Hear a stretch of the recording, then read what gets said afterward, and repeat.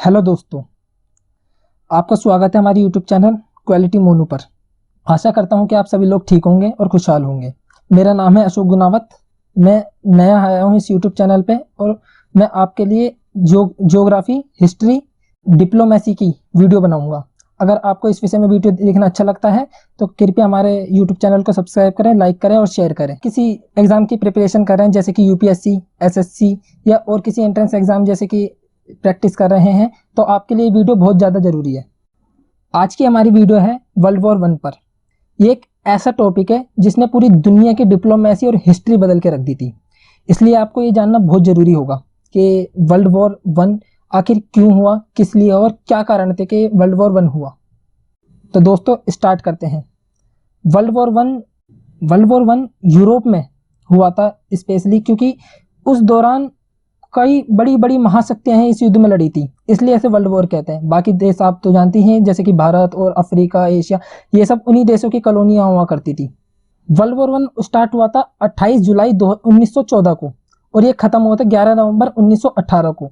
इसे great war भी कहा जाता है, दी वार टू एंड ऑल वॉर्स भी कहा जाता है, क्योंकि उस दौरान लोगों का ये मानना था कि ऐसा युद्ध होगा कि इसके बाद शायद युद्ध की जरूरत ही ना पड़ी, इतना विशाल होगा। लेकिन आप जानते हैं ऐसा कुछ हुआ नहीं।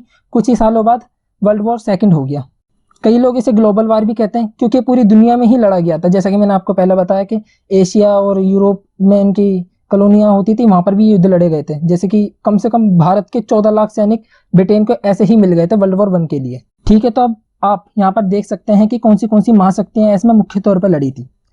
पहले अलाइड पावर्स, मतलब कि मित्र राष्ट्र। इनमें थे फ्रांस, ब्रिटेन, रशिया, जापान और अमेरिका भी 1917 के बाद इस विश्व युद्ध में अलाइड पावर्स की तरफ से शामिल हो गया था।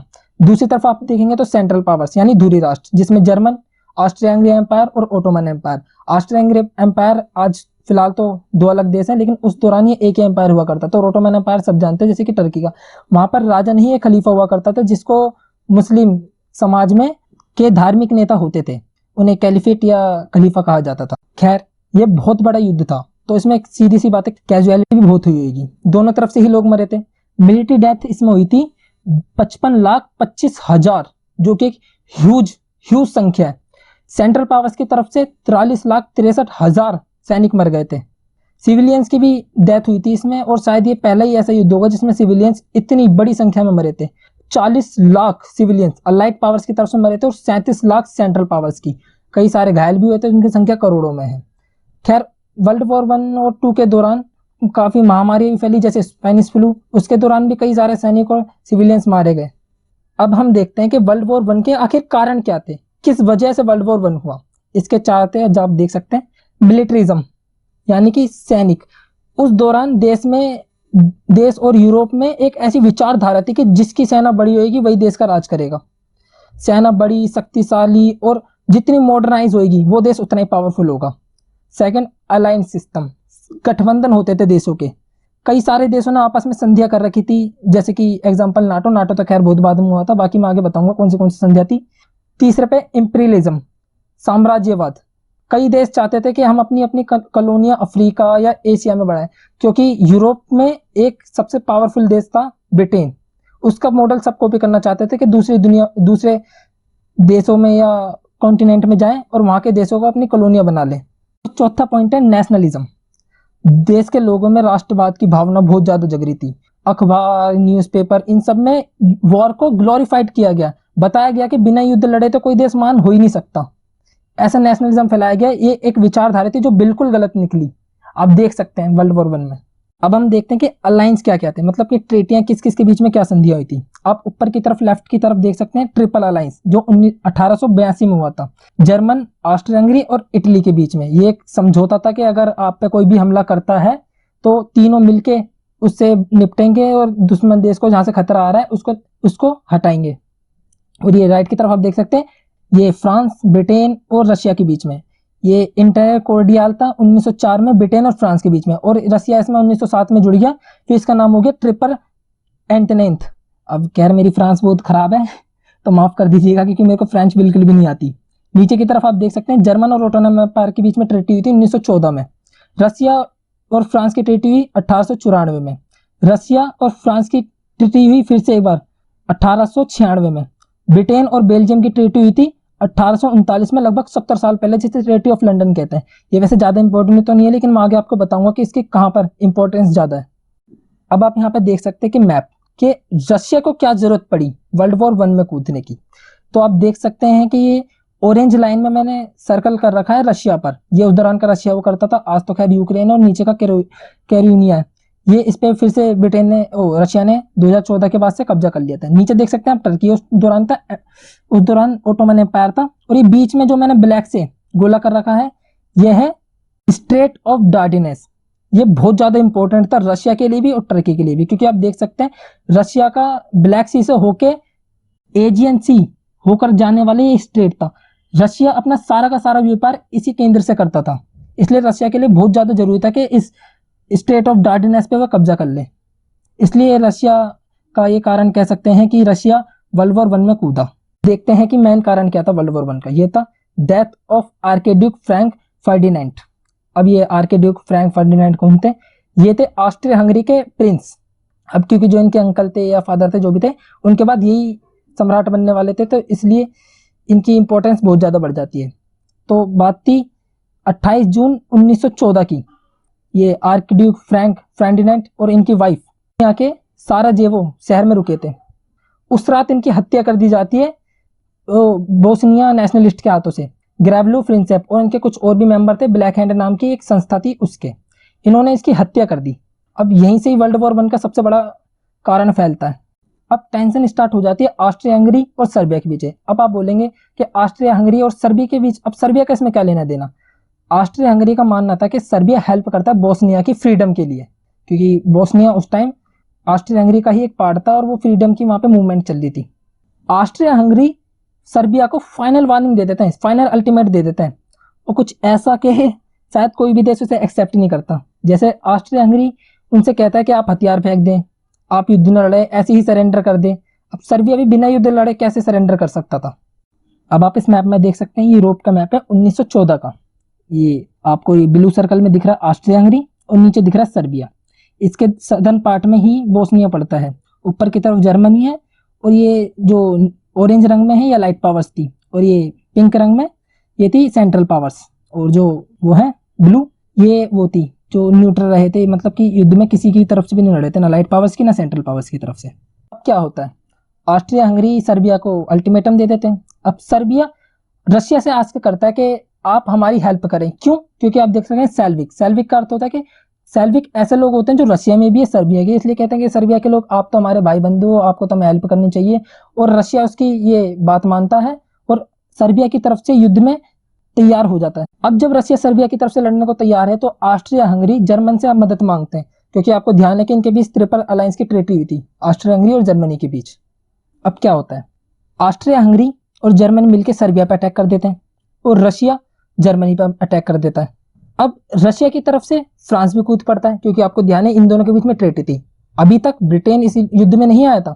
अभी जब फ्रांस युद्ध में कूद जाता है तो जर्मन आर्मी अटैक करना शुरू कर देती फ्रांस में, और वो फ्रांस में घुसने की कोशिश करते हैं बेल्जियम के रास्ते से।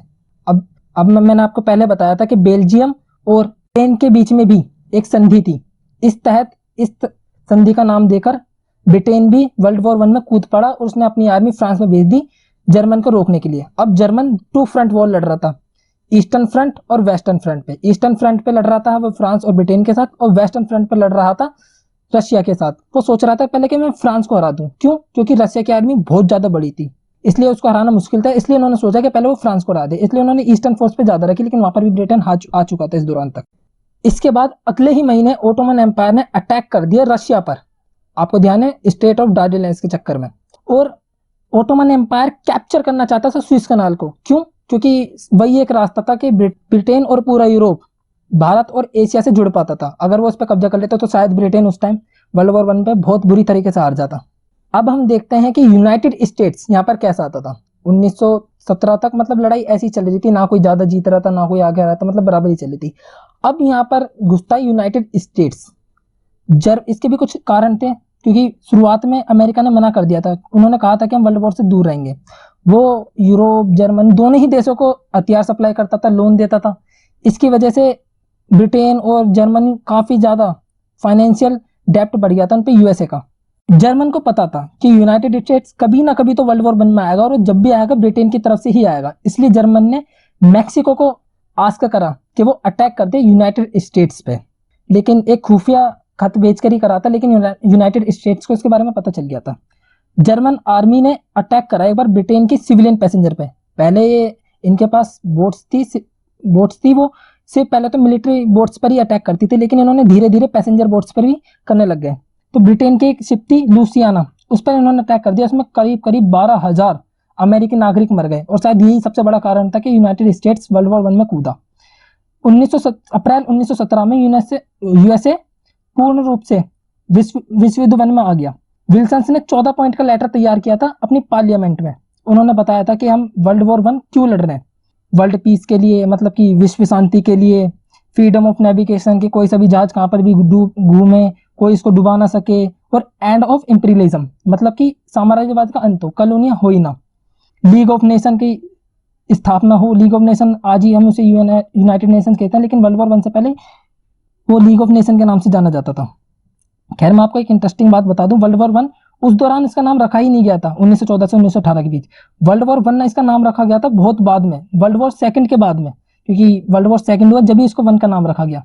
अब धीरे धीरे 1917 में रशिया, जो एक बहुत बड़ी शक्ति थी, वो वर्ल्ड वॉर 1 से खिसकता जा रहा था, वो एग्जिट कर रहा था वर्ल्ड वॉर 1 से, क्योंकि रशिया में रेवोल्यूशन हुआ था। एक भी नहीं 1917 में, एक भी नहीं, दो रेवोल्यूशन, एक फरवरी में और इसके कुछ ही महीने बाद एक बार अक्टूबर में हुआ। जो फरवरी में रेवोल्यूशन हुआ था उसमें जो रशिया का राजा हुआ करता था उसे हटा दिया गया था पद से, और जो अक्टूबर की रेवोल्यूशन थी उसमें लेनिन सत्ता में आए थे। लेनिन को आप जानते हैं, बहुत बड़े कम्युनिस्ट नेता, और लेनिन ने आते ही शांति का संदेश दुनिया के सामने रखा। वो चाहते थे कि हम वॉर करना ही नहीं चाहते, उनको ऐसा मानना था, इसलिए उन्होंने एक एग्रीमेंट साइन करा रशिया और जर्मन के बीच एग्रीमेंट साइन हुआ, शांति समझौता।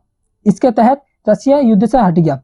अब जर्मन के लिए बहुत ज्यादा आसानी पड़ गई थी, क्योंकि उनका ईस्टर्न फ्रंट, वो वेस्टर्न फ्रंट था, वो बिल्कुल खत्म हो चुका था। मेरे से गलती हो गई, वो ईस्टर्न फ्रंट पे, वहां पे लड़ाई खत्म हो चुकी थी। अब वेस्टर्न फ्रंट पे उनके सामने सिर्फ फ्रांस और ब्रिटेन था, लेकिन अब जर्मनी के लिए इतना आसान नहीं था, क्योंकि इस दौरान तक यूएसए भी युद्ध में कूद चुका था और अपनी सेना लगातार फ्रांस और ब्रिटेन में भेजे जा रहा था, जिस वजह से जर्मनी पर बहुत ज्यादा दबाव पड़ा था। अब 1918 आते आते अलाइड पावर्स बहुत ज्यादा भारी पड़ी सेंट्रल पावर्स पे, उन्हें हर जगह से पुश आउट कर दिया गया।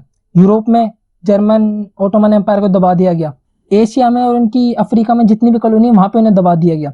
अब मतलब कि सेंट्रल पावर्स बहुत ज्यादा दबाव में थी। आखिरकार जर्मन आर्मी वेस्टर्न फ्रंट पर भी अलाइड फोर्स से हार गई। 11 नवंबर 1918 को जर्मनी ने साइन करा एक संधि। ये संधि एक सीज फायर टाइप की थी, कोई वैसी नहीं थी कि संधि जो थी सिर्फ एक सीज फायर टाइप की थी।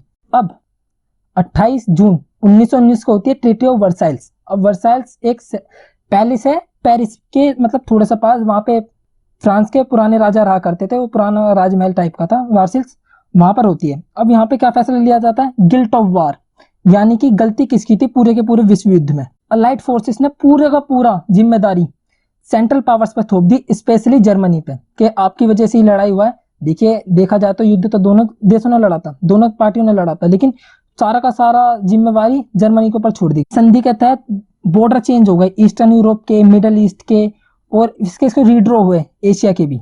बहुत ज्यादा वॉर रिप्रेशन थोप दी गई जर्मनी पर, और वो इतनी ज्यादा थी कि 2010 तक उसकी लास्ट किस्त चुकाई है जर्मनी ने।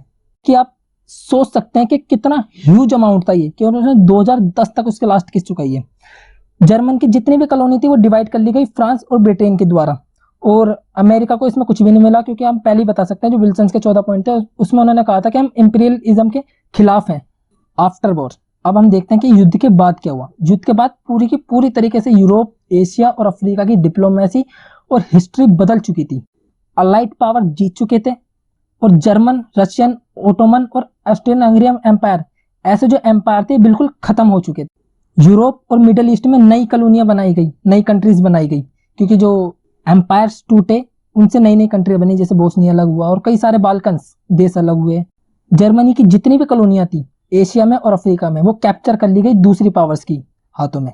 और सबसे बड़ा कारण जो वर्ल्ड वॉर 2 का बना वो था rise of nationalism in Germany, मतलब कि नाजीवाद जो नाजी पार्टी थी हिटलर की, उसका जन्म हुआ जर्मनी में। अब इस युद्ध के बाद ब्रिटेन, फ्रांस, रशिया, जर्मन जो ऐसे सुपर पावर्स थे वो अपनी सत्ता खो चुके थे। अब उन पे इतनी पावर नहीं रही थी। हाँ, हालांकि फ्रांस और ब्रिटेन के पास बहुत ज्यादा कॉलोनी पावर्स आ चुकी थी, लेकिन उनकी मिलिट्री और इकोनॉमी काफी ज्यादा गिर चुकी थी। इस दौरान यूएसए एक सुपर पावर के रूप में उभरा। सुपर पावर बना नहीं था, लेकिन सुपर पावर बनने की तरफ वो अग्रसर हो चुका था।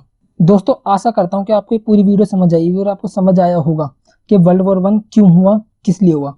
आपके लिए मैं नेक्स्ट वीडियो बनाऊंगा वर्ल्ड वॉर 2 पर। यदि आपको इस पूरी वीडियो की पीडीएफ फाइल चाहिए होगा तो आप हमारे इंस्टाग्राम चैनल पर डाउनलोड कर सकते हैं, लिंक नीचे डिस्क्रिप्शन में दे रखी है।